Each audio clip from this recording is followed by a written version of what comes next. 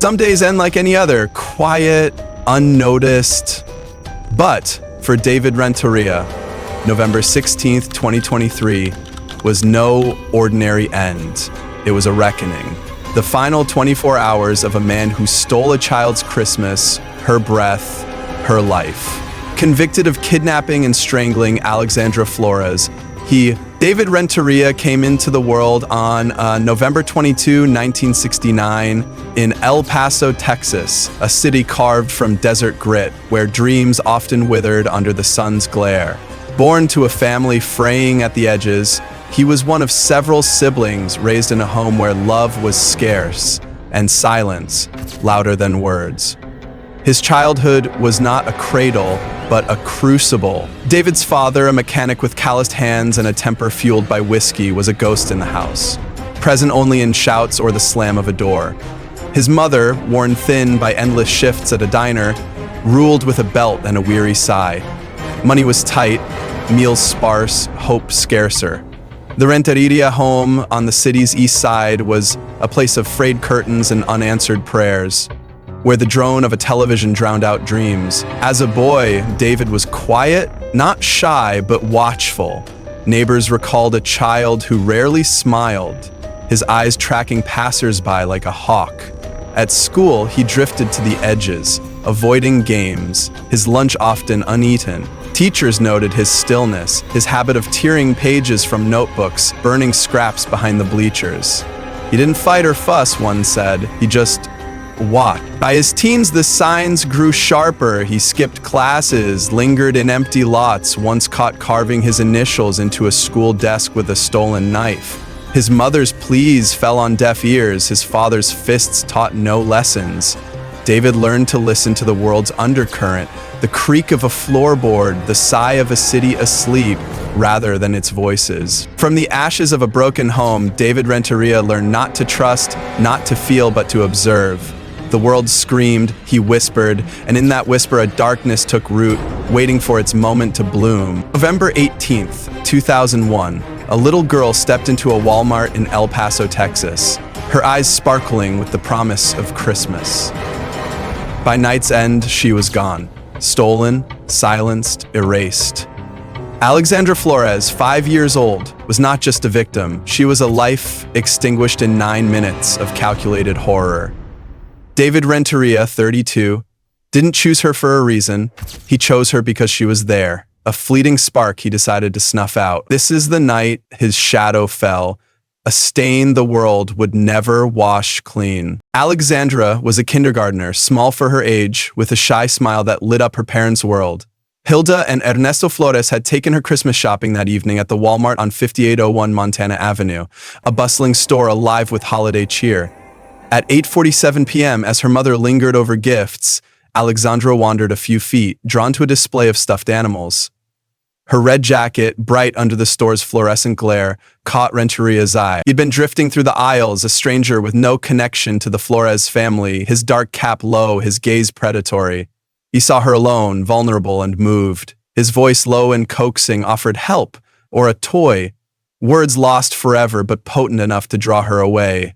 Alexandra followed, her small hand trusting, her footsteps fading into the crowd. Renteria led her to the parking lot, to his white Dodge pickup parked in a shadowed corner. No one noticed. No cries, no struggle. The store's chaos swallowed them whole. He drove 10 miles across El Paso to an alley off Idalia Avenue near his mother's home, a desolate stretch of cracked pavement and discarded trash. There, in the truck's cab or on the alley's cold dirt, he acted.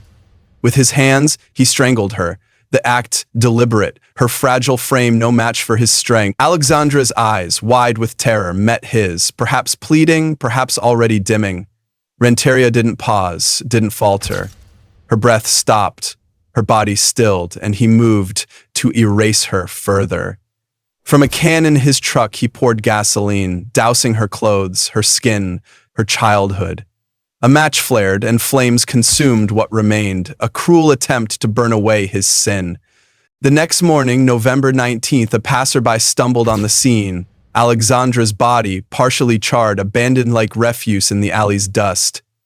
The air reeked of gasoline and ash, the ground scorched black, Her red jacket, singed but unmistakable, lay crumpled nearby, a silent accusation. Police arrived, their faces grim under the dawn's pale light.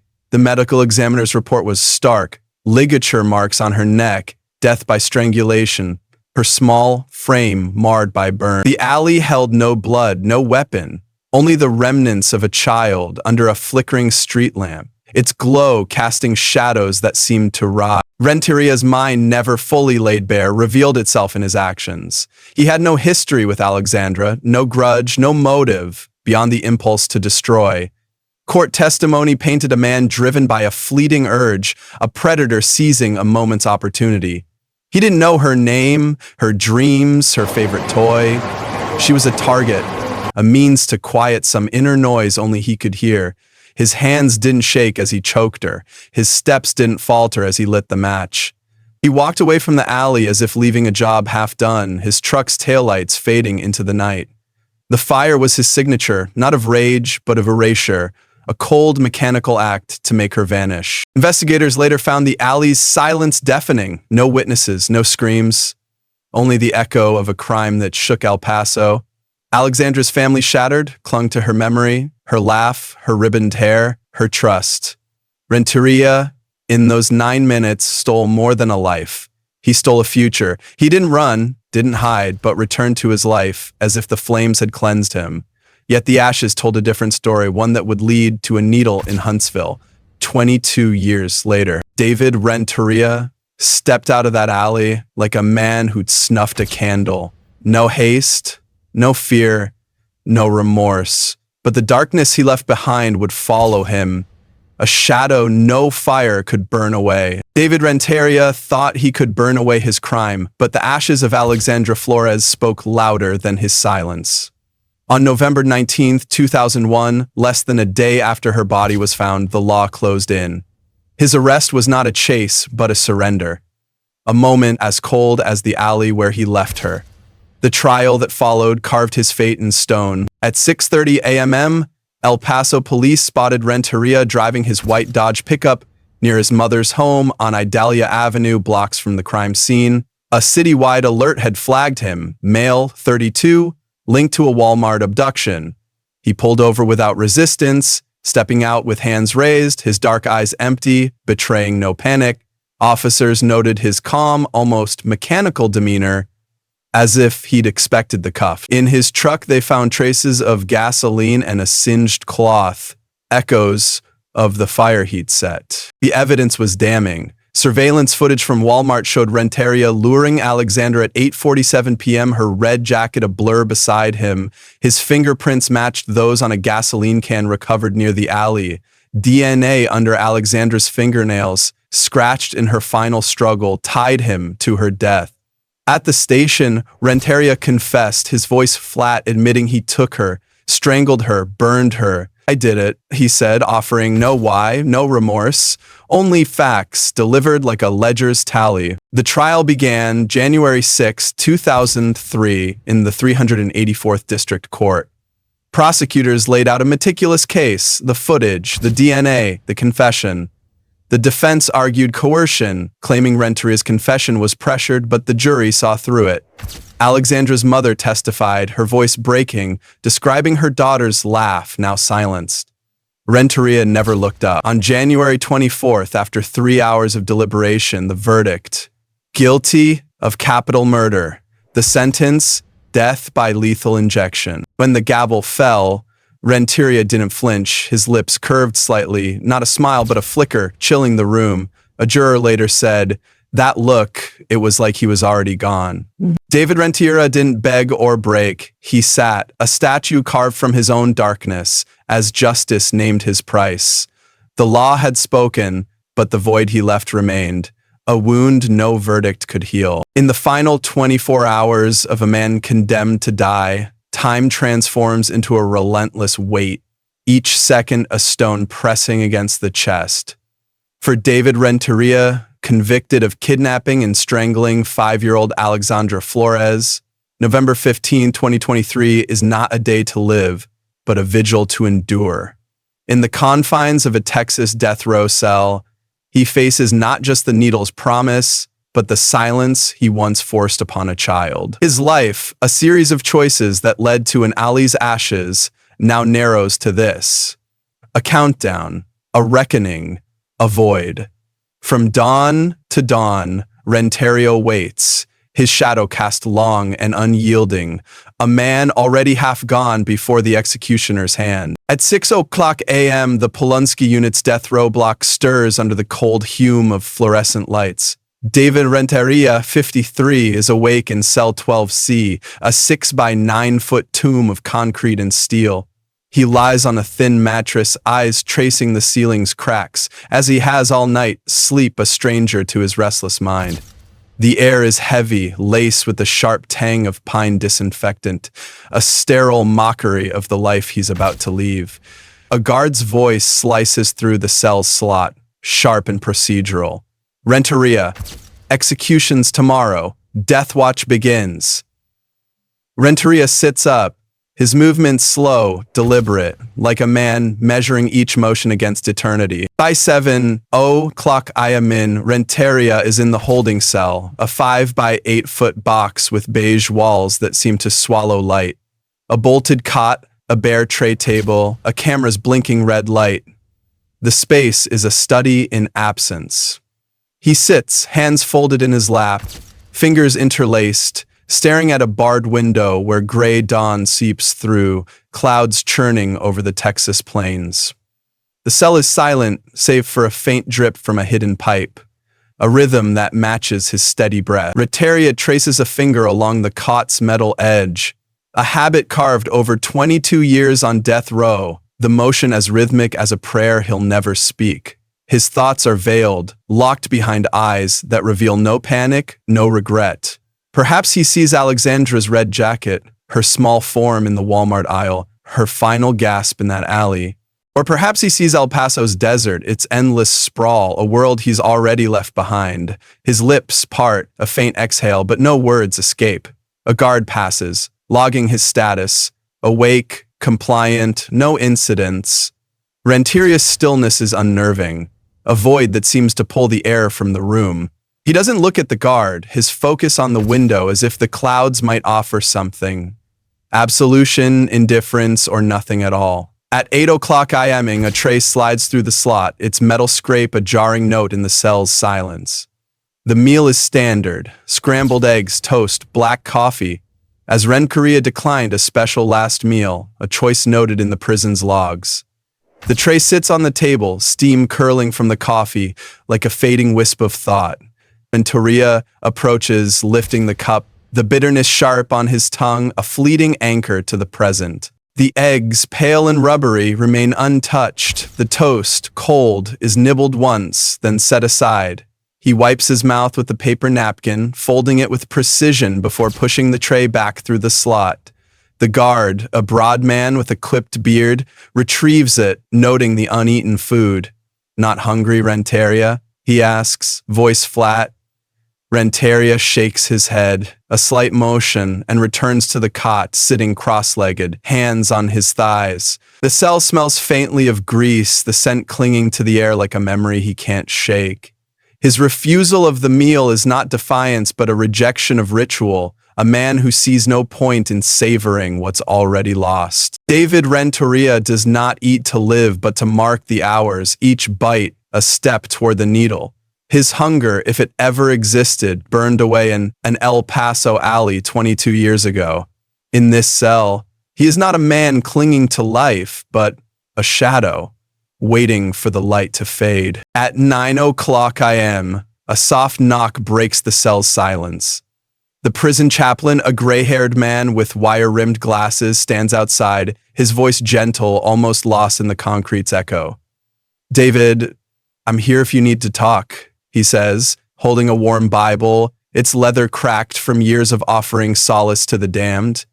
Renteria's eyes flicker to the book, then slide away, settling on the floor's scuffed tiles. "No need," he replies, his tone low, polite but final. "God's got enough to deal with." The chaplain pauses, searching for a crack in Renteria's armor, but finds only a wall of indifference. He nods, retreating, his footsteps fading down the corridor. Renteria leans back, the cot's metal frame digging into his spine, and closes his eyes. A memory surfaces. 1980, a dusty El Paso church. His mother dragging him to a pew, the preacher's voice thundering about sin. He'd stared at the stained glass windows, their colors fractured, wondering why no deity stopped the fights at home, the hunger, the cold. Now, faith is as useless as regret, a language he never learned.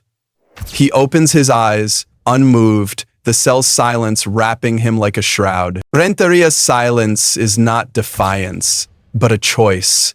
A final act of control. He speaks no apologies, offers no redemption. His words, like his crimes, are locked away, leaving only the echo of a man who sees no need to explain. At noon, sunlight filters through the barred window, a pale shaft cutting across the cell's tiles. Renteria stands, pacing, 2 steps to the door, 2 back to his own pocket of nowhere, a ritual born of confinement. The prison's lunch hour hums faintly beyond, trays clattering, guards barking orders. In his cell, the noise is a distant static, irrelevant.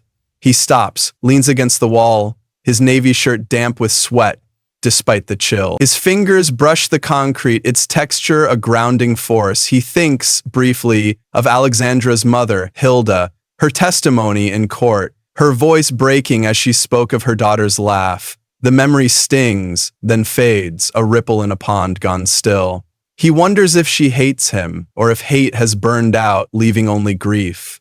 The thought passes unanswered, as he sits again, hands clasped, staring at the light's edge, sharp as a blade. By 2:00 p.m., a guard slides a notepad and pen through the slot, standard for death row's final hours. Renteria retrieves them, sitting on the cot, the notepad crisp, the pen a cheap bic with a chewed cap. He stares at the blank page, his hand hovering, but no words come. He could write to his mother, long dead, or his siblings, estranged since his arrest. He could write to Alexandra's family, though the thought feels hollow, a gesture too late to matter. Instead, he sets the pen down, the page untouched, and hands the notepad back. The guard, a lanky man with a scarred brow, shrugs, tucking it away. Renteria lies back, hands behind his head, eyes on the ceiling. He recalls 2001, the alley's flames, the gasoline's acrid bite. He thought fire could erase her, but it only marked him, a brand he's carried to this cell. Renteria does not savor his final meal, for he seeks no comfort. Each bite is a formality, a nod to a world he's already left. His hunger is not for food, but for the silence he thought he'd find in Alexandra's death. A silence that never came. At 10:00 p.m., death watch intensifies. 2 guards posted outside, their shadows sharp under the fluorescent glow. Renteria lies on the cot, arms crossed over his chest, eyes open, tracing ceiling cracks. The light burns, unyielding, a reminder of the state's control. He doesn't resist it, his breath slow, deliberate. A guard coughs, the sound jarring, but Renteria doesn't flinch. His mind is quiet, the noise of 2001, Alexandra's gasp, the fire's crackle muted at last. He recalls his confession, the words spilling out like ash. I did it. No why, no plea, just truth. He wonders, briefly, if Hilda Flores found peace or if her pain outlives him.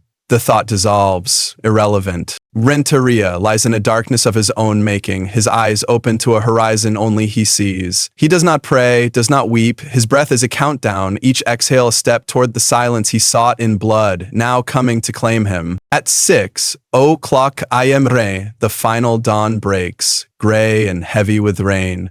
Renteria sits on the cot, awake, his posture unchanged from the night before. The cell is colder now, the air thick with the weight of what's to come. He stares at the window, its bars framing a sky he'll never touch. His hands rest on his knees, still, as if carved from stone. A guard's voice will soon call, the walk to the chamber imminent. Renteria waits, not for mercy, but for the end, his silence louder than the prison's hum. Alexandra's shadow lingers, but he does not look away. He is ready, or perhaps he's been ready since that alley, since the flames, since the boy who burned paper to feel alive. David Renteria does not fight the dawn, he meets it. A man who chose darkness and now walks its final path. In these last hours, he is neither redeemed nor damned, just a soul whose silence has become his sentence, waiting for the needle to write its end. At 6:00 p.m. on January 25th, 2024, David Renteria walks the final steps of his life. Convicted of kidnapping and strangling 5-year-old Alexandra Flores, he faces the needle that will end him. This is no redemption, no reprieve, only a room where silence meets its maker. In these moments, he is not a man but a shadow, slipping into the void he carved 22 years ago. The corridor is short, 30 feet, but each step feels eternal. Renteria's bare feet scuff the polished floor, his gaze fixed ahead, unblinking. Guards Marquez and Tate, faces taut, escort him, their boots to steady rhythm against his silence. The air is cool, heavy with disinfectant, a sterile prelude to death. Renteria's hands, cuffed, show no tremor. His pulse, if checked, would betray no rush. A memory flickers. 2001, the El Paso alley. Alexandra's red jacket in flames. He'd thought fire could erase her, but it only bound him to this moment. At 6:03 p.m., the chamber door opens. The room is small, its pale green walls clinical, the gurney centered like an altar. Renteria steps inside, his movements fluid as if rehearsed. Warden Daniels, clipboard in hand, nods. "Any final statement?" she asks, voice formal. Renteria pauses, eyes lifting to the ceiling, then to the one-way glass where witnesses wait. Alexandra's parents, Hilda and Ernesto Flores, a prosecutor, a journalist, no kin of his own. He speaks, his voice clear, steady, as reported. "I'm sorry for all the wrongs I have done. For those who have called for my death, who have hated me, I forgive you. To my family, I love you." The words hang, heavy, a confession and a plea, yet lacking the weight of remorse some sought. He adds, softer, a fictional whisper born of his stoicism. "Hilda, Ernesto, I took her light, I can't give it back." At 6:05 p.m., Renteria lies on the gurney, straps securing his arms, legs, chest. Technicians insert IVs, needles piercing without a flinch. His eyes, dark and unyielding, fix on the ceiling, not the glass, as if the witnesses are already gone. At 6:07 p.m., the curtain parts, the warden signals, and pentobarbital flows, a silent tide. Renteria's breath slows. 3 shallow rises, then none. A paralytic follows, then potassium chloride, stopping his heart. His right hand twitches once, a fleeting rebellion, then stills. A physician steps forward, stethoscope cold against his chest, waiting 2 minutes as protocol demands. Time of death, 6:13 p.m., he declares. No gasps break the silence. Hilda Flores' face, behind the glass, is stone. Renteria's body, draped in a white sheet, is wheeled away, unclaimed, later cremated by the state. The chamber empties, its light unblinking, a witness to an end that changes nothing. David Renteria's heart stops, but the void he left endures. His words, his death, offer no closure, only a pause. The needle writes its verdict, but the silence he sought in Alexandra's death now claims him, final and absolute. David Renteria's execution on November 16th, 2023, was a period, not a resolution. For those he wounded, his death offered no balm, only a stark pause. Alexandra Flores, stolen 22 years ago, remains a ghost in El Paso's heart, her absence louder than any gavel's fall. Hilda Flores, Alexandra's mother, sat alone after the execution, her hands clutching a photo of her daughter in a red jacket. She shunned reporters, her silence a fortress. Ernesto, her husband, returned to their church, lighting a candle, his prayers unanswered but unbroken. They did not speak of Renteria's final words, his apology, his forgiveness. To them, words were ash, meaningless against their loss. In El Paso's east side, neighbors gathered at a vigil, Alexandra's name whispered in Spanish and English, her memory a wound that time refused to heal. The Renteria left no mourners, no grave, his ashes scattered by the state. His family, estranged, offered no public grief. Outside Huntsville, a lone protester held a sign, "Justice for Alexandra," her face unreadable, rain blurring her tears.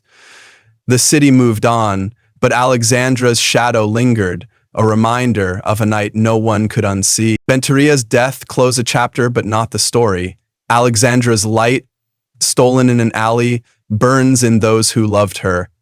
His end was justice, but justice does not mend. The darkness he left still whispers, asking what we failed to see.